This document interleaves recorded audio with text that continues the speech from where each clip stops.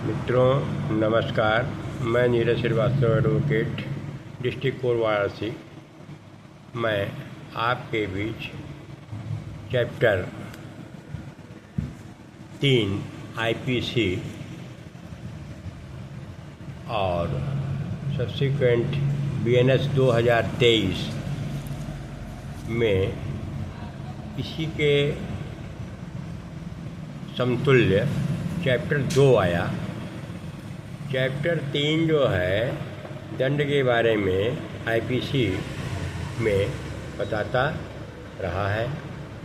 Chapter 3 में 53 से लेके 75 तक कुल सेक्शन रहे, जिनको कि कर्टेल करके बीएनएस 2023 में सेक्शन 4 से 13 बनाया गया।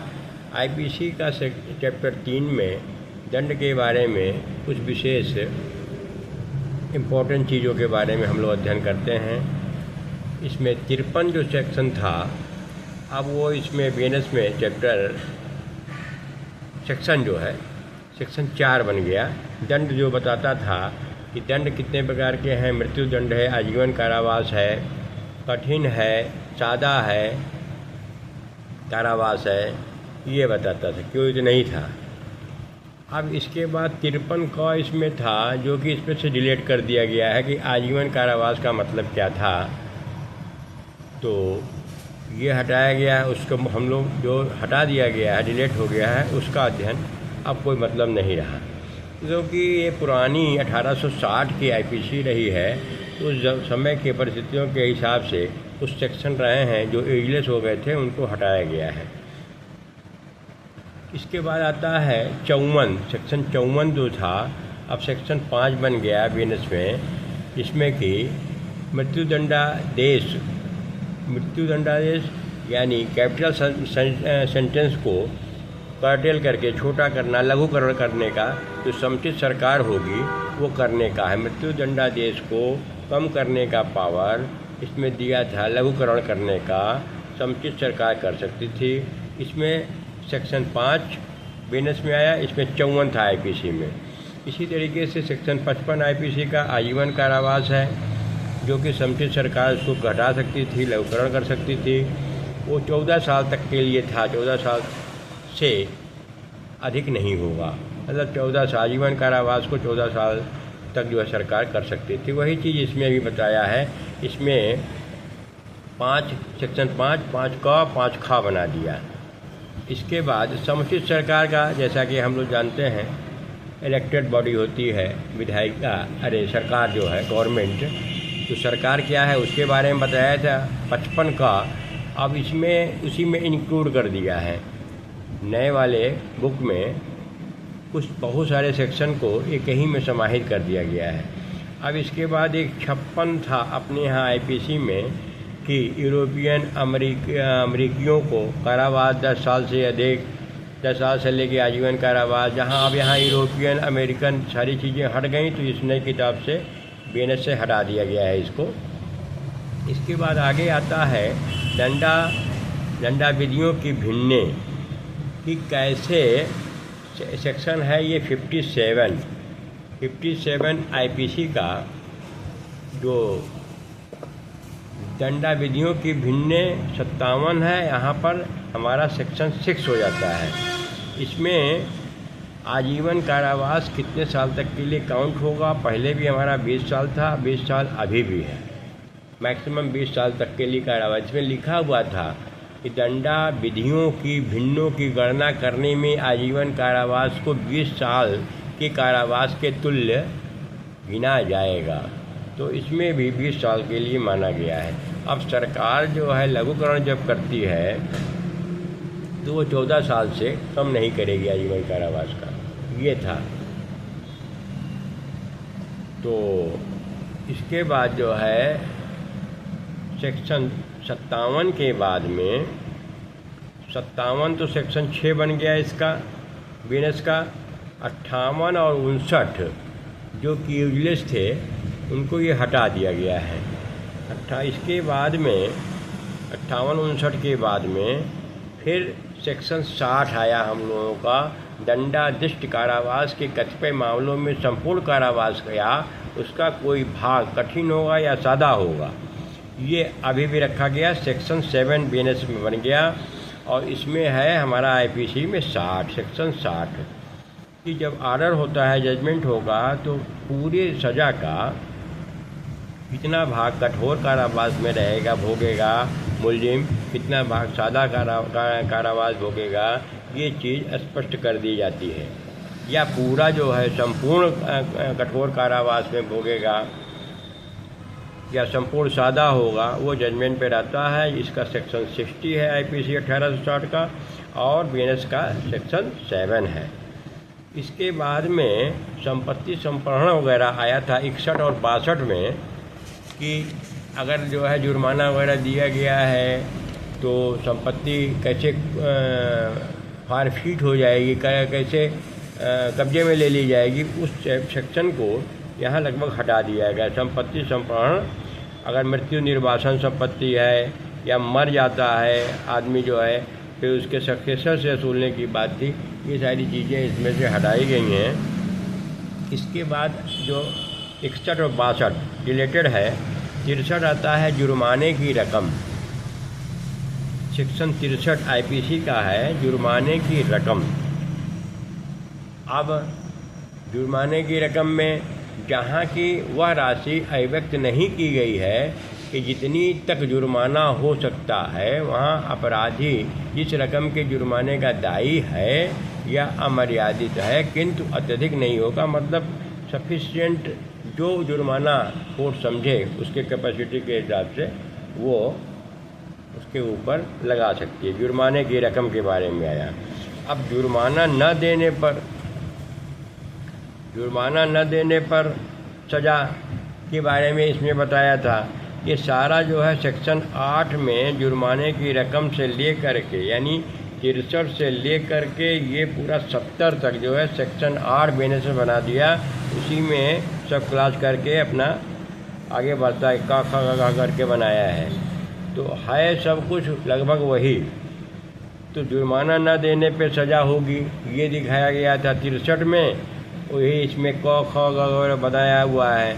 तो जुर्माना न देने पे पनिशमेंट होगा। अब कितना होगा उसका जो है 1/4 होगा। जैसा कि हम लोग सीआरपीसी में सेक्शन 30 में पढ़ा गया था कि जुर्माने सज़ा जो होती है उसका 1/4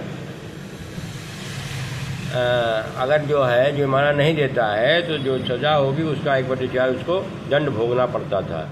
तो यहाँ पर भी लगभग वही चीज़ कहा कि जुर्माना देने पर 1/4 जो टोटल जो है मैक्सिमम सज़ा मिली थी उसका 1/4 उसको भोगना पड़ेगा। जुर्माना न देने पर कैसा कारावास होगा, सेक्शन 66 था हम लोगों का आईपीसी, ये आप मान लीजिए सेक्शन 8 में ही चलेगा। सादा होगा, कठोर होगा। अनुपातिक वाली बात आ गई इसमें। अनुपातिक जो है 69 सेक्शन था कि अधिरोपित कारावास परिवेशित हो गया है जुर्माना देने पर, जुर्माना न देने पर, जबकि कारावास केवल जुर्माने से दंडनीय है। जहाँ पर केवल जो है फाइन लगाई गई हो, वहाँ के बारे में ये बताता है। पहले में थोड़ा सा अंतर था, अब नए किताब में बना दिया गया है। 5000 तक जुर्माना है तो 2 महीना जेल नहीं देता है अगर मान लीजिए जुर्माना। अगर 10,000 तक का जुर्माना है तो 4 महीना, और उससे ऊपर है तो 1 साल कर दिया है। पहले कुछ अलग था, 4 महीना, इसमें जो है मैक्सिमम 6 महीने तक का था, अब उसको सज़ा को थोड़ा सा बढ़ा दिया है। तो ये है जुर्माने का। ये चला अनुपातिक मृत्यु। पहले इसमें था 70 वगैरह में, अगर मान लीजिए मृत्यु हो गई मुलजिम की तो उसके सक्सेसर से पैसा वसूलने, जुर्माना वसूलने की बात थी। तो वो अभी भी है, जुर्माना की रकम न दे पाने पर। 70 के बाद 71 जो है 31, 71 और 427 जो हम लोग इम्पोर्टेंट ये टॉपिक था कि कानकरन सज़ा भुगतने का। कई सेक्शन में सज़ा हो जाए तो सबसे बड़ी सज़ा है, ऐसे 376 है, 323 है, 504 है। तो किसी में 1 साल है, किसी में 5 साल है, किसी में 10 साल है। तो ये वही कॉन्करेंट सज़ा भुगतने की बात करता है कि मैक्सिमम सज़ा जिसमें थी 10 साल थी, तो 10 साल वाले में 7 साल वाली ख़त्म हो जाएगी और 7 साल वाले में 3 साल, जब तक कहने का मतलब मैक्सिमम सज़ा जिसमें रही वही भुगतना पड़ेगा। वही 71 इसमें सेक्शन आया, हम लोग जो पहले पढ़े थे। 71 के बाद में फिर 72 हम लोग का IPC था। अब ये 71 जो आया सेक्शन 9 बन गया इसका, हमारा 71 IPC का सेक्शन 9 BNS का हो गया, BNS 2023 कॉन्करेंट सज़ा के बारे में बताता है। इसके बाद 72 था हम लोगों का, जो कि सेक्शन इसका 10 बन गया। इसमें कई अपराधों में से एक के दोषी व्यक्ति के लिए दंड, जबकि निर्णय में यह कथित है कि यह संदेह है कि वह किस अपराध का, तो जहाँ पर जजमेंट करते समय ही डाउट हो कि किसी क्राइम में किसी सेक्शन में डाउट हो रहा है, तब उसके बारे में तो ये माना जाएगा कि अपराधी उस अपराध के लिए दंडित किया जाएगा जिसके लिए कम से कम, हाँ जहाँ डाउट हो गया, जहाँ कभी कभी लिखा रहता है मिनिमम सज़ा इतनी, मैक्सिमम इतनी, मिनिमम फिर वो सज़ा देगा। 5 साल है कम से कम, 10 साल 7 साल आगे है मैक्सिमम है, तो मिनिमम वाली सज़ा ही देगा जहाँ संदेहास्पद स्थिति हो तब। ये हो गया आपका 72 का मतलब सेक्शन 10 हो गया। फिर आता है 73 हम लोगों का है एकांत कारावास। एकांत कारावास जो है सेक्शन 11 है, 11, 12, 13 ये लेकर के है। इसमें जो है एकांत कारावास, इसमें एक बार में 14 दिन की बात आती है। फिर सज़ा के अनुपात के हिसाब से मिला करके एकांत कारावास में न्यायालय अपने दंडाधीश द्वारा आदेश दे सकेगा कि अपराधी को उस कारावास जिसके लिए दंडादेश किया गया है किसी भाग या भागों के लिए कुल मिलाकर के 3 माह से अधिक के न हो। अब यहाँ पर ये बात आ गई, जहाँ पर कारावास 6 महीने तक के लिए है वहाँ पर 1 महीना, और जहाँ पर 6 महीने से 1 साल है तहाँ 2 महीना एकांत कारावास, जहाँ 1 साल से अधिक है वहाँ 3 महीने का कारावास की बात है। मैक्सिमम एकांत कारावास जो है 3 महीने तक का होगा। इसमें 14 दिन से ज़्यादा नहीं होगा, और उसमें फिर अंतर रखने की बात नई किताब में आया हुआ है कि इंटरवल काफ़ी कुछ समय के बाद ही फिर उसको एकांत कारावास रखा जाएगा। इस तरीके से एकांत कारावास के बारे में रहा है। एकांत पैरोध की अवधि के बारे में कुछ आया कि एकांत पैरोध के दंडादेश के निष्पादन जो हमारा 75 है 74 है। एकांत पैरोध की अवधि दंडादेश के निष्पादन में ऐसा पैरोध किसी दशा में भी एक बार में 14 दिन, वही चीज़ हम कहें 14 दिन से ज़्यादा नहीं रखा जाएगा। और संपूर्ण कारावास का 1 माह में एकांत पैरोध 7 दिन, मतलब अगर देना ही है तो 1 महीने में 7 दिन, मैक्सिमम जो है 14 दिन से ज़्यादा नहीं कर सकते हैं। ये सब चीज़ें इसमें बताई गई थी। लास्ट चैप्टर सेक्शन था हमारा 75, जहाँ पूर्व दोष सिद्धि के पश्चात चैप्टर 12 और 17 IPC में जो लिखा है कि अधीन कतिपय अपराधों के लिए वर्धित दंड।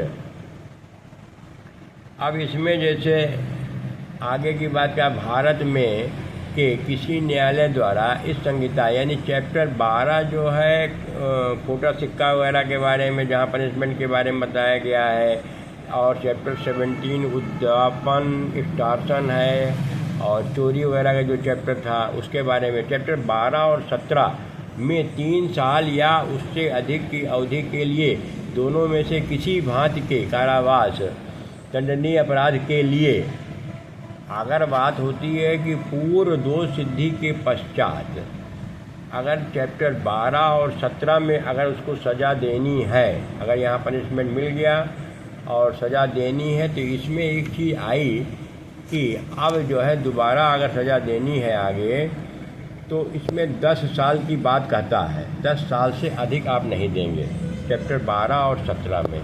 ये रहा हमारा IPC का चैप्टर 3, जो कि दंड के बारे में थोड़ी जानकारी बताता है। इसमें सबसे अच्छा सेक्शन जो है 71 था, कॉन्करेंट सज़ा के बारे में बताता है। थोड़ा सा सबसे ज़्यादा 31, 71 और 427 जो कांकरेंट सज़ा के बारे में है। मृत्युदंड, आजीवन कारावास जो 20 साल का था वो भी 20 साल आज भी है। तो ये कुछ खास चीज़ें रहीं जिसको बताने का हमने प्रयास किया। पुनः मैं किसी अन्य टॉपिक पर आपके बीच उपस्थित होऊंगा। तब तक के लिए धन्यवाद, नमस्कार।